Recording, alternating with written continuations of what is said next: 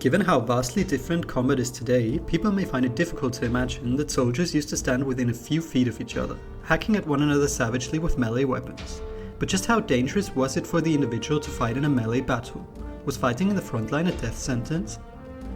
Well, as we've stated many times before, melee battles weren't just free-for-all stabbing contests where frontline combatants immediately died. Men simply did not have the stamina or death wish to fight that way.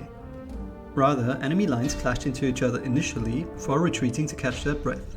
Following this, individual groups of soldiers would intermittently attack their part of the enemy line before retreating again.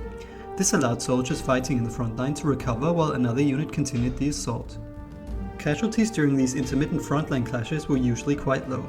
When casualties really started to pile up is when one of these intermittent attacks managed to breach the enemy line and sent them into retreat. As such, maintaining morale and cohesion was the most important goal for melee armies. The Greeks solved this problem by placing their bravest men in the front line and the most reliable and wisest men in the rear to keep the front line moving forward and preventing them from retreating. In conclusion, while fighting in the front lines wasn't an automatic death sentence, it was still incredibly dangerous.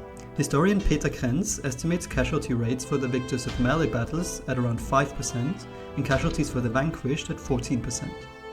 Now, as always, thank you for watching, and if you enjoyed the video, please like, comment, subscribe and become a channel member to enjoy exclusive benefits.